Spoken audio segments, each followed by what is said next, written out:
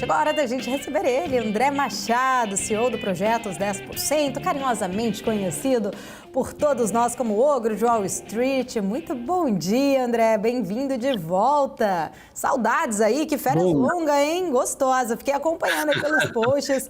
Que legal, parabéns. Bom dia, saudades também de vocês, saudades do mercado, de trabalhar um pouquinho, né? As férias foram bem longas, mas foi legal que pela primeira vez, eu sempre fui meio paranoico com férias, né? Dava 7 dias, eu podia estar no resort mais lindo, mais confortável do mundo, dava 7 dias e começava a surtar porque minha cabeça parecia que estava virando geleia, eu precisava trabalhar, acompanhar o mercado, então essas férias que foram 35 dias, foram as maiores nos últimos 20 anos, né? 22 anos desde que eu vim para São especial, Paulo. né? Ficou com o filhão, estava muito tempo longe do filho. Sim. Valeu a pena. Não, a gente merece. Não, e foi legal porque eu senti, não só para reenergizar para 2023, 2022 foi um ano muito difícil pelo aspecto empresarial, não para mercado, né? Mas foi muito legal que eu senti pela primeira vez que eu tenho chance de ser um nômade digital. Eu me acostumei com a vida em hotel, de ter uma mochila com poucas roupas e, de repente, mandar lavar na lavanderia do hotel e continuar usando a mesma roupa, o mesmo sapato, a mesma calça. Claro, tive que comprar cueca e meia nova, né? Porque não dá, as que eu levei não dava conta. Mas esse esquema eu nunca gostei de ficar em hotel, mas 35 dias viajando em hotel, nesse esquema, depois de umas 2 semanas eu comecei a me acostumar e curtir. Eu acho que meu futuro indica isso, vou ser um nômade digital, vou ficar operando pelo mercado mundo afora, viajando e curtindo a vida, que eu acho que está na hora, né? Depois de tanto trabalho. Temos que colher os frutos também, né, André? Não só trabalhar e, se possível, trabalhar também e aproveitando. Inclusive, conseguiu, mesmo viajando ali, operar, ficar de olho no mercado, acompanhando? Porque eu ia até perguntar, hoje é o último dia do mês, o balanço que você fez desse mês, mas eu falei, não sei se ele ficou ali, né, de férias ou ficou monitorando o mercado durante esse período. Fiquei, eu levei um iPad, eu até estava com planos de comprar um laptop novo. Todo ano em janeiro eu viajo para fora e compro um laptop novo, mas esse ano eu até tinha decidido fazer uma vida mais minimalista, né? Então eu falei, não, eu tô com uma máquina que comprei no passado, novinha, sensacional, não vou comprar computador. Fiquei só no iPad, só que o iPad tem aquela desvantagem, né? Você carrega para onde você vai, então quando eu estava em Los Angeles, teve 2 momentos no parque que eu pedi na Disney, né? Que eu pedi um tempo para as crianças, para minha esposa, e fiquei 2 horas sentado olhando o mercado. E eu fazia isso todo dia de manhã, quando acordava, porque aqui já estava aberto às 5 horas, né? 5 horas não, já estava aberto às 7 horas, mais ou menos. E então eu ficava acompanhando, e teve alguns dias que eu, não aguentando mais bater perna em shopping, porque minha mulher e minha filha, né? Então, os que ela mais gostava de fazer era ir para shopping.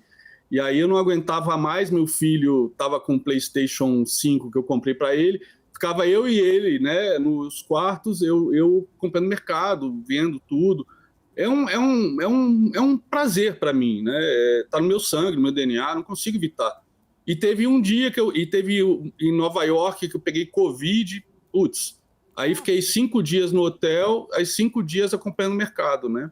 Acompanhando full time, inclusive, até um pouco algo para comentar com vocês, Nova York estava, não só Nova York, mas todas as cidades, mas Nova York em particular, lotada de chineses. Por quê? Porque houve a abertura do Covid-0 em dezembro, então estava lotada a cidade, e eu peguei Covid, né? E eu comecei a acompanhar os casos de Covid na China. Naquela semana que eu peguei Covid, eu até comentei com a minha esposa, um voo da Coreia do Sul, da China, de Xangai para a Coreia do Sul, para Seul, 26% dos passageiros estavam com Covid. E recentemente, e a China, o próprio Xi Jinping, depois que foi reeleito, né? Ele proibiu a divulgação dos dados de Covid, né? E com isso, os números que se tem, as estimativas, por exemplo, são que de Xangai tem mais 70% das pessoas com Covid. e alguns dados de que o número de mortos por Covid na China, divulgados por eles, é subnotificado, né? Até porque baseado só em mortos em hospitais, e ainda assim subnotificados, não leva em conta os grotões aí da China, né? Onde está a grande parte da população mais pobre, etc. Dizem que os dados, pegando dados de analistas internacionais, os dados de mortos podem ser 900 vezes maior. Então, são dados que a gente não tem como confirmar, mas fica sempre o alerta de que a China, como a fábrica do mundo, né, pode sempre ter um risco ainda dessa enfermidade, dessa pandemia que eles seguraram aí por 3 anos, a duras penas, e já causou um impacto brutal nas cadeias de suprimento globais, a gente ter algum resquício de impacto por conta dessa pandemia estar se alastrando lá tarde demais, né? Depois de 3 anos. Europa, Américas, está todo mundo já vacinado ou já imunizado, né? Eu já peguei Covid 3 vezes. O Fabrício, meu amigo, já pegou 4 vezes. Então virou gripe. Só que na China não. Na China eles não adotaram as vacinas internacionais.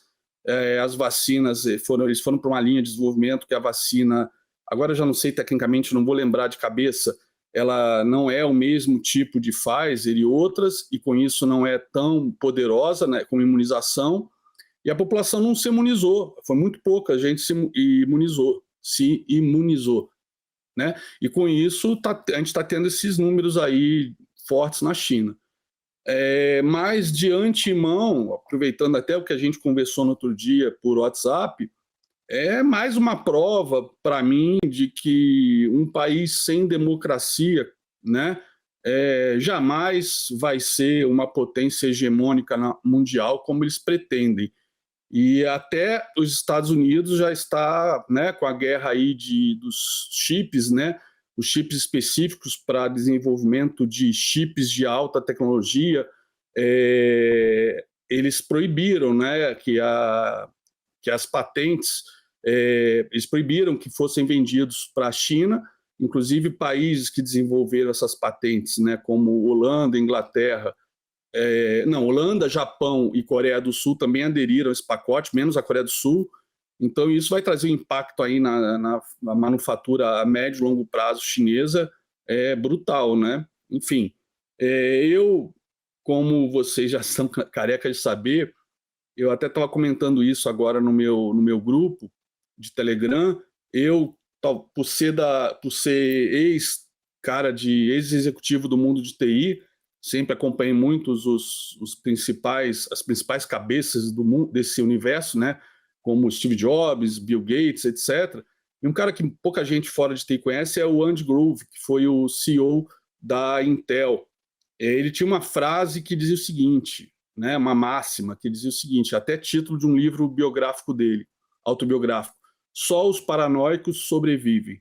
Eu acho que no mercado financeiro, mais do que nunca, só os paranoicos, os antifrágeis, só quem é pragmático, quem está de olho em todas as possibilidades, todas as alternativas possíveis, sobrevivem. Não é à toa que os físicos, né, que são treinados, preparados, educados para pensar em qualquer cenário, qualquer possibilidade, qualquer hipótese, são as pessoas mais contratadas para desenvolvimento de fundos quantitativos, hedge funds, etc. Porque na cabeça deles, pode acontecer de tudo, né? E nós, como traders e investidores, temos que ir nessa mesma filosofia. Sermos paranoicos no sentido de vermos todas as possibilidades e, por mais remota que seja, pode acontecer, vide Americanas. Então, que sejamos antifrágeis, seja para aproveitar um cisne negro, seja para não quebrar num cisne negro. Maravilha. André, inclusive, né, você trouxe aí a questão de China, da sua visão. Eu estava até olhando aqui, a gente falou até um pouco mais cedo sobre os dados, né, PMI, que foram divulgados hoje da China, mostrando até essa força, né, dessa reabertura agora. Eu queria entender também um pouco da sua visão. A gente está aí nessa véspera, vamos dizer assim, né, de um dia tão importante para o mercado, decisão de política monetária. Super quarta, temos aqui Brasil, temos também Fed, né, como você propriamente estava falando agora há pouco, o mercado todo mundo de olho, inclusive essa semana a gente também tem payroll, enfim, vários indicadores importantes para esta semana, política monetária na quinta, da zona do euro. Eu queria entender um pouquinho mais da sua expectativa em relação a esses ajustes das políticas monetárias, tanto Estados Unidos e Brasil aqui, para a gente desenrolar um pouco mais a nossa conversa, expectativa inclusive, né, que você acredita que a questão toda nossa fiscal, se isso deve até fazer aí o próprio Banco Nosso Central, o nosso Copom aqui, adiar, de repente, um corte da taxa de juros. Como que você está visualizando toda essa questão? Bom, eu vou até mostrar para vocês alguns gráficos que eu peguei, passei ontem a tarde inteira só estudando o que os analistas mais renomados aí do mercado internacional estão vendo, né? E a maioria deles é uma unanimidade, até pelos gráficos que eu capturei de newsletters, de twitters desse pessoal, eles mostram praticamente a inevitabilidade de uma recessão nos Estados Unidos. Ou seja, existe um wishful think do mercado, né, de que o Fed vai salvar o mercado, não deixar ele cair, como salvou na crise de 2008, né? Salvou no subprime, na crise do euro, né? Vem salvando aí há 14 anos, 15 anos. Só que o Powell deixou bem claro, não sei exatamente quais foram as palavras dele, não sei exatamente qual foi, em que evento, mas foi recentemente, que ele disse: o mercado está, enfim, considerando fortemente a possibilidade de que o Fed vai trabalhar para segurar os níveis da bolsa, e não é a nossa missão, não é a nossa obrigação, e não é o que a gente está preocupado. A gente está preocupado em controlar a inflação. O Powell, como eu venho falando desde que eu acompanho todos os presidentes do Fed desde a época do Alan Greenspan, né? Eu comecei em 2002, então peguei o Greenspan, peguei o Bernanke, peguei a Janet Yellen e agora o Powell, né? Então todas as coletivas eu estou sempre acompanhando. Ele, desde o primeiro ano, eu tenho sempre comentado, né, que ele não adianta só ficar de olho nos resultados de FONC, etc., né? Muitas e muitas vezes sai um resultado esperado pelo mercado, mas vem a coletiva e volta tudo, estraga tudo, né? Então, isso é uma coisa que eu vejo muita gente também chamando atenção, inclusive vocês falaram várias vezes isso hoje, ontem, que o mais importante não é nem o resultado do FONC amanhã, é o que o Powell vai dizer, né? E muitas vezes ele azeda o entorno caldo, né? Então ele pode comentar, por exemplo, que a expectativa para amanhã é unanimidade, quase de 86% de 25 pontos percentuais, né? Base points. Na bolsa, as apostas na bolsa de Chicago, e 14% de zero, né? Inclusive era um pouquinho maior e diminuiu. Ele pode chegar e falar que o mercado de emprego, né, ainda está num nível bastante confortável, forte, etc. E aí sai o payroll na sexta-feira confirmando isso, e ele pode deixar a mensagem: enquanto o mercado estiver forte, né, isso não sinaliza que a gente está conseguindo realmente dominar a inflação. Porque normalmente isso é uma coisa histórica, pelo menos há 70 anos, sempre que se aumenta juros para controlar a inflação, se provoca recessão com impacto no mercado de trabalho. A gente não tem esse impacto ainda. A gente ainda está em pleno emprego, apesar dos níveis salariais pelo Fed de Dallas terem recuado um pouco nos últimos indicadores que ele divulgou, né? Os índices salariais recuaram, mas ainda estão num patamar elevado, né? Em termos anuais, se não me engano, não sei se eu vou lembrar de cabeça, 5,7% ano após ano. Então, ainda tem um ganho aí salarial que pressiona os mercados, né? Eu já vi alguns analistas, por outro lado, dizendo que talvez realmente, né, a inflação americana, pelas quedas que ela vem demonstrando, seja transitória. Por outro lado, eu já vi alguns analistas gringos dizendo que, na verdade, que a inflação era transitória e isso é provado por essas quedas firmes nos últimos meses, né? Por outro lado, tem analistas também dizendo que essas quedas nos últimos meses que é transitória, que a inflação ainda não está completamente domada ou ancorada, que vai continuar caindo, né? Até por conta de alguns indicadores, como, por exemplo, o de emprego, salário, né? A gente vê já a PMI nos Estados Unidos, né, em zona de contração, já vemos alguns números que deixou o mercado animado. Quer dizer, a gente vive num mundo hoje onde PMI negativo o mercado comemora. Por quê? Porque o Fed vai, de repente, ser dovish, né? PMI negativo é retração, é contração da economia. Isso sempre foi visto como uma coisa ruim para a Bolsa. Hoje não, hoje é visto como uma coisa boa. Esse é o novo normal que o mercado vem trabalhando há 14 anos, né? As injeções de liquidez começaram no final de 2008, início de 2009, né? Então, são 14 anos que o mercado vem trabalhando dessa maneira, e aumento de juros na magnitude que está sendo feita, a maior parte dos profissionais do mundo nunca trabalhou, nunca viveu num mundo com juros nesse patamar. Os juros vieram caindo nos últimos 20 anos e ninguém sabe trabalhar num mundo com juros altos, né? Juros zero, juros negativo. Então, eu queria até mostrar alguns gráficos que corroboram um pouco essa visão lá desses analistas, pessoal que trabalha com a plataforma Bloomberg, etc., que tem alguns dados que eu aqui não consigo, não tenho acesso atualmente. Quer ver? Deixa eu compartilhar aqui. Eu separei alguns, deixa eu ver. Esse é o expectativa de inflação dos Estados Unidos, né? Vem realmente se reduzindo, mas não é esse. Deixa eu ver o próximo. Opa! Por exemplo, aqui é o PCE, né? Que é o indicador mais utilizado pelo Fed, sem considerar mercado imobiliário, né? A gente já vê uma redução, né? Deixa eu ver se consigo aumentar. A gente já vê uma redução nos últimos meses, porém, olha o nível que ele continua. Ele está num nível extremamente alto em relação aos últimos 20 anos. Então, a gente não pode falar, mas é uma tendência de baixo. Ok, mas provavelmente a mensagem do Paulo a gente não pode abaixar a guarda contra a inflação.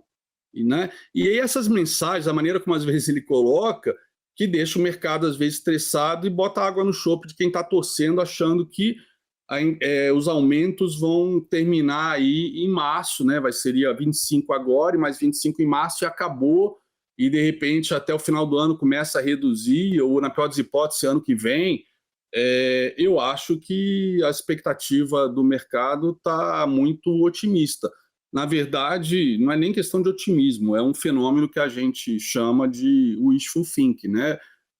Que na minha cabeça, com tantas informações disponíveis, é como se o mercado estivesse enfiando a cabeça num buraco na areia, igual um avestruz, né? Por exemplo, aqui, nesse outro gráfico, né? Aqui temos o S&P 500, né? Subindo, conforme a gente viu, né?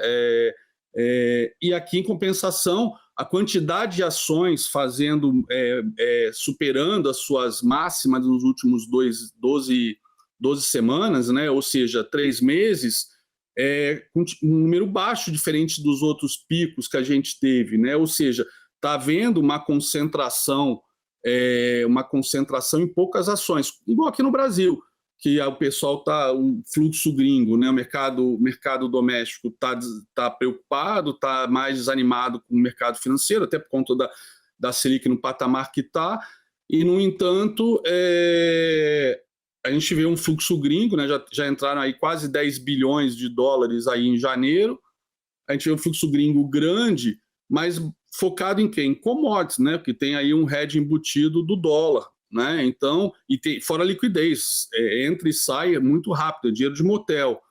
E tem até, por exemplo, eu tenho aqui alguns dados que eu capturei, por exemplo, a renda, né, salarial ao longo dos últimos 20 anos, continua num patamar extremamente... ainda não temos aqui um recuo, né, como a gente teve, por exemplo, na pandemia. Então, é a questão do salário. Isso aqui que puxa bastante a inflação, porque é consumo, né? Deixa eu pegar mais alguns indicadores. Por exemplo, isso aqui é bem interessante. Olha o fluxo para mercados emergentes agora em 2023. Olha o fluxo. Então, não é o Brasil. Não é o Brasil que é a última bolachinha do pacote, como o pessoal eu vejo muita gente falando, né, que o Brasil está barato e por isso os gringos estão comprando. Eles estão comprando no mundo inteiro. Para grandes players, né, para os estrangeiros, eles não fazem uma posição no Brasil, tipo assim, que se der caca, vão se ferrar. Não. Aqui é um percentual muito pequeno que eles alocam. E alocam em outros mercados emergentes, se der errado, sai. Né? E a gente sabe, sai igual elefante em sala de cristal. Por isso que eles, inclusive, ficam focados em blue chips, né, por conta da liquidez. Então não adianta falar, tal empresa está muito desvalorizada, está muito barata, os números, blá, blá, blá. Os gringos não estão comprando esses papéis. Né? Deixa eu ver mais... Bom, isso aqui é coisa da guerra da Ucrânia. Teve um estudo que eu coloquei hoje, muito interessante. Ele está por aqui, deixa eu ver. Também de mercados emergentes. Onde? Está aqui. Não é esse. Mas aqui é interessante esse gráfico aqui, porque ele mostra o quê? Aqui é o gráfico, né, do SP500, né, com essa recuperação, essa tentativa de fazer um pivô do Fed. E aqui é o índice de risco, de exposição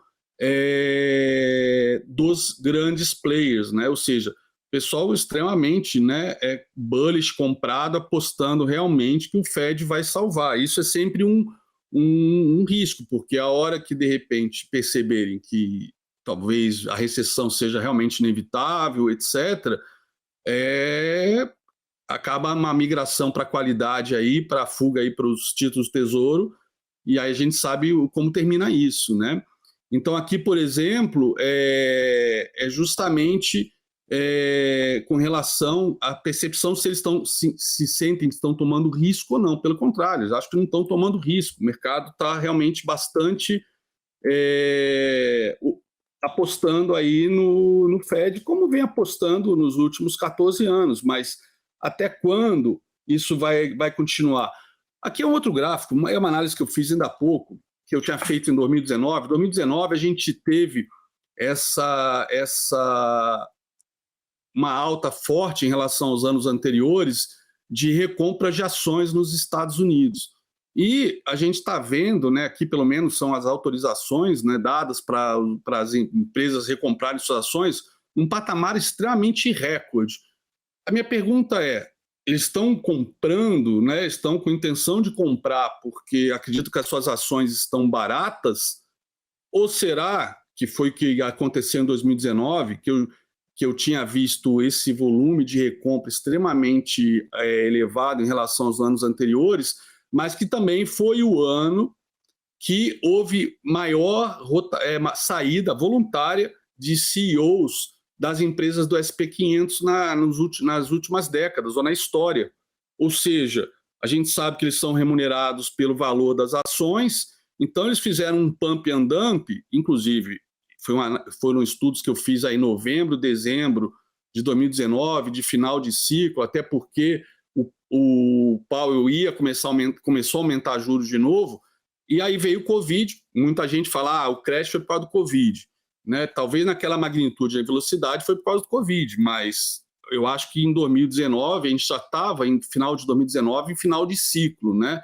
E aí esses caras que são remunerados, né, base pela performance das ações e ganham stock options, etc., é aquela velha frase que eu gosto de contar, que eu ouvi diretamente dos executivos VPs do Santander em 2009, lá na Espanha.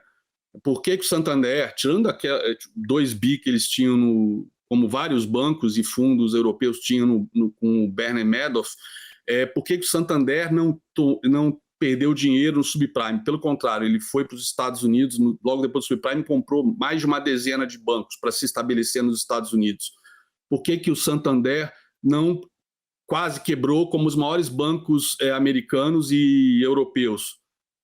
A frase de um VP do Santander, né, que ouviu isso do Emílio Botín na época vivo, porque diferentemente dos outros bancos, o Santander tem dono.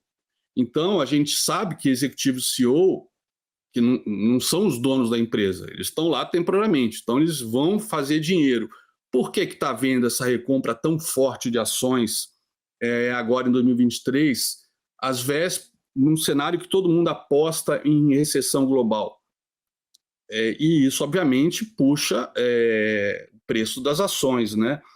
Eu tenho um outro gráfico, acho que esse aqui é bem mais... Eu vou pegar rapidinho aqui, que eu acho que eu postei hoje de manhã. E esse eu acho que é bem legal, por conta até do patamar que o SP está trabalhando. Isso aqui foi uma brincadeira que eu fiz. Os meus tourinhos perderam o rabo. Será que isso é sinal de alguma coisa? Não sei, né? Vamos lá.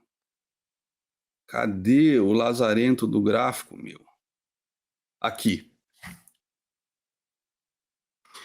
Então, tá aqui o gráfico do SP500, né? E os retornos, né? Os retornos que o SP500 vem trabalhando aí nos últimos 15 anos, né? Então, reparem que o SP500, né, que sempre, ele tem uma média aí de trabalhar ao redor de 12 vezes, ele está trabalhando ainda num patamar extremamente elevado, de 18 vezes os seus retornos, né?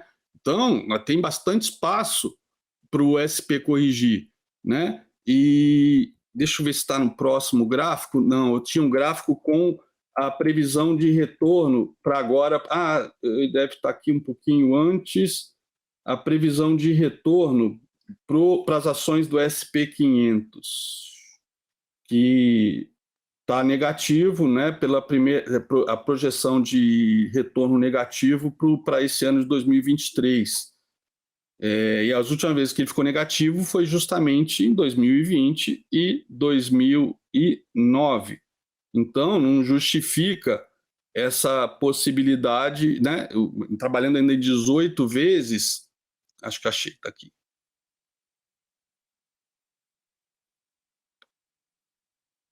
Não, isso aqui é o mercado emergente, novamente, que é interessante. Aqui o fluxo para mercados emergentes, tá? Fluxo forte agora em janeiro de 2023 para mercados emergentes, ou seja, não somos a última bolachinha do pacote, somos mais um na fila do pão, tá? E aqui os retornos, né? E o índice aí dos mercados emergentes, os retornos esperados, né? O gráfico de retornos de mercados emergentes e o índice de preço de mercados emergentes, ou seja, tendência de baixa clara, ainda não tem nenhum sinal aqui de reversão.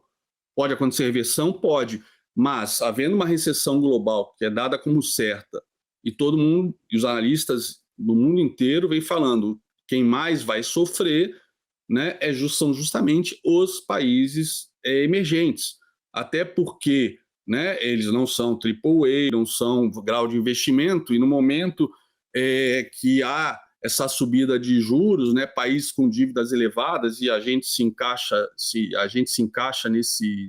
nesse cenário. A alta de juros é extremamente maligna, né? Maléfica para a economia, para as contas, para o fiscal de um país emergente como o nosso, né? Que não somos, como eu falei, não somos AAA. E eu não achei aquele gráfico, mas, enfim, o gráfico que mostra justamente a expectativa de retorno negativo para o SP500 este ano 2023. Mas olhando aqui, por exemplo, pegando as principais blue chips, né? Agora falando um pouco de gráfico, né? Vamos falar primeiro, por exemplo, do dólar, que eu comentei até hoje no Morning Call da BMC.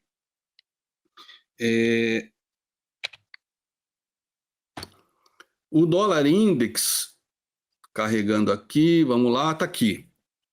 O dólar index, né? Como eu falei, ele... Deixa eu tirar isso aqui, depois eu... Opa, apertei errado. Del, para não atrapalhar aqui a visão. Pronto. Aqui é o dólar index de 2002 a 2022, ou seja, uma queda, né, um período de 20 anos. Repare, eu já mostrei isso aqui algumas vezes ano passado, que ele, por 2 vezes, ele veio na retração, que é aquela que mais vezes segura, né, uma correção em moedas, especialmente dólar. Dólar futuro, eu trabalho muito com isso aqui no Brasil, operando dólar futuro. Por 2 vezes bateu aqui na retração de 61 e voltou, e ficou esse período aqui, dos últimos 7 anos, encaixotado aqui na faixa de Gaza, como a gente chama, entre essas retrações de FIBO, né, vindo testar aqui esse topo por 2 vezes. E aí conseguimos romper, né, rompemos aí em 2022 e aí deu aquela acelerada. E aí, o que, na minha opinião, o dólar está fazendo, dólar index, ele veio fazer um teste na cabeça desse pivô. Ele fez um pivô gigantesco de alta, um pivô semanal. E isso encaixa com uma luva com alta de juros, né, para patamares que a gente não vê também há décadas, por conta de uma inflação que a gente também não vê há décadas. Então, isso aqui no dólar, para mim, é uma simples correção. E quando vamos aqui para o gráfico semanal, né? Ó, semanal, ele está nas últimas 3 semanas justamente ali, se segurando, brigando para tentar reverter. Quando a gente vai para o gráfico diário, o que a gente tem? Justamente aquelas linhas que eu apaguei, que agora vieram tortas. Deixa eu Ctrl+C, Ctrl+V. Ó, isso aqui era um padrão de deriva, tá? Padrão de deriva em regiões de suporte é um padrão de reversão, e esse padrão foi rompido ontem. Hoje está caindo? Tá, mas isso aqui pode ser um pullback o quê? Nessa deriva para depois voltar a subir, né? Então, e aí no caso o dólar index subindo, sobe no mundo inteiro. O que bate aqui, né, corrobora esse cenário, por exemplo, dos yields, né, de 10 anos, os mais importantes, né, que ele veio, né, testar, ele foi lá no seu terceiro alvo. Deixa eu botar aqui também gráfico semanal. Ele tinha ido, eu vim mostrando isso aqui para vocês ao longo do ano passado inteiro. Ele veio no segundo alvo, depois foi no terceiro, e aí corrigiu, e se segurou no segundo alvo uma vez, deu um repique, se segurou de novo, né? Que inclusive, já que fez topo, justamente porque foi segundo alvo, né? Então, ele vai voltar a subir? Vai depender muito aí da decisão do FONC, da decisão não, do discurso do Powell amanhã, do payroll, enfim. Mas, por enquanto, ele está hoje, né, falhando, né, assim como falhou ontem e sexta-feira, de confirmar esse pivôzinho de alta. Mas no gráfico diário, né, temos tendência primária claríssima de alta, e ele veio testar essa média de 200, que é a minha linha de tendência dinâmica de alta, Então, a gente pode até, falando mais de gráfico, de análise técnica, né, visualizar aqui. Opa, saiu do lugar. Deixa eu mudar a cor aqui para branco. Ó, a gente tem aqui até uma figura gráfica conhecida chamada cunha descendente, que é um padrão também de reversão, né? Esse canalzinho que vai se afunilando para baixo é um padrão de reversão. Então o dólar pode vir voltar a vir a testar esse topo aqui, mas claro, temos que esperar. O gráfico no final ele é o senhor da verdade aqui, né? O mercado desconta tudo. O problema é quando o mercado está equivocado, está apostando errado, né? A maneira como ele se desmonta às vezes é muito rápida e violenta, sempre causando aí estrago aí, danos aí para muita gente. Olhando o SP500, né? Ele veio nessa consolidação aqui, ele veio e cravou o terceiro alvo e corrigiu, tá? Uma coisa que eu estava comentando, né? E eu comentei isso antes dele cravar esse terceiro alvo lá, quando estava nos Estados Unidos, para ficar de olho nisso aqui. E aí bateu lá sexta-feira e recuou, e ontem negativo, como era de se esperar. E hoje está voltando, né? Tentando se segurar aqui neste topo, que é um pivô de alta bem mais considerável. Então, dependendo do que vai acontecer amanhã e na sexta-feira, esse pivô de alta aqui, que já está confirmado, mas por enquanto ele ainda está brigando com esse patamar aqui, a gente pode ter o SP500, né, rompendo, confirmando, se mantendo esse padrão aqui na cabeça desse pivôzão, ele buscar esses níveis para cima, né? Ou, na verdade, ele tinha como objetivo buscar só este alvo aqui, né, o terceiro alvo, em linha com esses topos aqui, e perdendo então este topinho aqui, isso aqui vai ser uma bandeira de baixa. Lembrando que, de novo, a média de 200, que é a minha média de tendência primária, está descendente, né? Então aqui ela segurou firme e forte o SP500, aqui ela deu essa violada, mas a gente já tinha essa LTB, ele veio nessa LTB, aqui segurou de novo, dessa vez ele rompeu a 200, rompeu a LTB, mas a tendência, né, de primária ainda é de baixa. Estamos em tendência secundária de alta, em tendência terciária de alta, mas a primária ainda é de baixa. Que mais que a gente poderia? O DXY eu comentei. Bom, e o nosso IBOV, né? O nosso IBOV, ele veio, né, buscar o primeiro alvo desse pivô, dessa última perninha de alta, desse pivô, e veio agora, né? Ontem perdeu até essa região desse topinho, mas agora voltando acima, tá? Então, eu acredito que o nosso mercado está acompanhando o SP500. Não é nenhuma, como muita gente fala, o mercado gosta do Lula, né? Porque o Lula é mais previsível. Enfim, a gente ouviu até essas análises ano passado, né? Quando a pesquisa mostrava a possibilidade do Lula vencer, que o mercado reagia positivamente, etc. Deu aquele mau humor nos primeiros discursos do cara, mas, enfim, na verdade, o mercado não é que Lula, Bolsonaro, claro que quando o Bolsonaro falava besteira, fazia caca, como fez aí no 7 de setembro retrasado, o mercado deu uma derretida, né, por conta do discurso, o Lula também, o mercado se assusta. Dinheiro é covarde, não adianta. Dinheiro não pode ouvir barulho que sai correndo. Então, o mercado não gosta, seja qual for o presidente de esquerda, de direita, que tendo algum discurso fora do padrão de um estadista, né? Então, o mercado, eu vejo o mercado emergente recebendo um fluxo brutal, né, como está recebendo o Brasil, e a gente está aí acompanhando o SP500 firme e forte, até o SP500, de repente, ou reverter ou continuar subindo. A gente vai estar junto. Onde a vaca vai, o boi vai atrás. E agora, olhando aqui as principais blue chips, né, vamos pegar a Vale, que é a número 1. Ó, a Vale cravou o meu terceiro alvo também. Cravou o meu terceiro alvo e na sexta-feira deu sinal de reversão. A tendência ainda de alta é primária, secundária e terciária, mas claramente é sinal de topo. Pode subir mais? Claro que pode, né? Até porque tem a variável China, etc. Mas quando a gente vai olhar a China também, a gente vê, por exemplo, a China, né? Voltou do feriado de uma semana aí do ano novo chinês, né? Abriu com gap de alta e devolveu tudo, quase fechou o gap na segunda-feira. E ontem voltou a cair. E aonde está a China, né, em termos de retrações, etc. Naquela retração que eu sempre chamo a atenção, que o mercado normalmente, quando se trata de índices, ele retoma a tendência principal, ou seja, ele encerra uma correção, que é a retração de 50%, que bate também com essa projeção desse fundo de 100%, que normalmente também são os alvos de índices de bolsa, seja SP, seja Ibov, seja o índice de Xangai.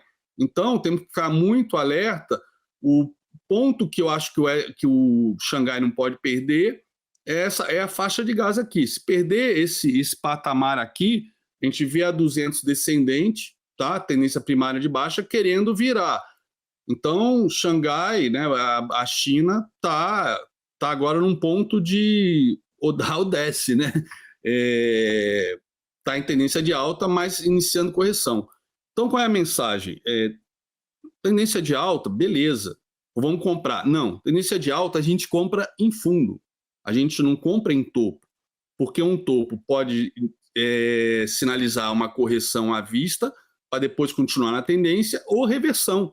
Nesse momento, pelo cenário de possível recessão global, né, para 2023, não dá para saber se qualquer correção que está sendo feita agora, somente quando a gente está em tendência primária de baixa, é um pullback, né, para continuar subindo e reverter a tendência primária para alta, ou vai ter uma reversão, né, desse movimento de curto prazo para continuar na tendência de baixa, né? Então, falando de BOV, temos aqui a Vale muito dependente de minério de ferro, de China, temos aqui a Petrobras, que cravou um primeiro alvo, e eu até comentei, alertei o pessoal quando rompeu esse topinho, aqui é o primeiro alvo, segundo, terceiro, deixou essa sombra, eu falei, galera, tem que proteger, porque pode voltar para testar a cabeça do pivô. E comentei que nessa queda pode ser só um pullback, não pode perder a cabeça desse pivô. Então ainda está num cenário ainda de pullback, quase foi testar a cabeça do pivô na sexta-feira, né? Ontem ficou meio que no 0 a 0, mas tendência primária, secundária e terciária de alta. Apesar de todas as expectativas, não vai ter os dividendos como teve em 2022, não vai ter os desinvestimentos, pelo contrário, enfim, tudo aquilo que penalizou a Petrobras depois que o Lula ganhou, né, essa queda toda que a gente viu, mas no final está subindo, né? Por quê? É um papel de altíssima liquidez que o gringo compra, é um papel, entre aspas, comoditizado, ou seja, tem esse hedge embutido do dólar, então o gringo entra e tem ferramentas, né, o volume de opções para você se proteger, travar, enfim, montar estratégias, um pé nas costas com Petrobras, Vale, Itaú, então muito cuidado, né, com a torcida organizada, né? E Itaú, que superou o índice, superou até, por conta até dessa queda que a Petrobras teve aí pós-Lula, né? O Itaú superou a participação, o Itaú agora está com 6% de peso em relação a Petri 4, Petri 4 quase 6% e Petri 3, 5%, então dá 11% de qualquer maneira. Mas Itaú fez um pivô de baixa claríssimo na sexta-feira, tá? E essa alta pode ser só um pullback nessa bandeirona, né? Visto que ele armou um pivô de alta aqui, mas não se segurou na cabeça desse pivô, pelo contrário, agora perdeu 2 fundos fazendo pivô de baixa.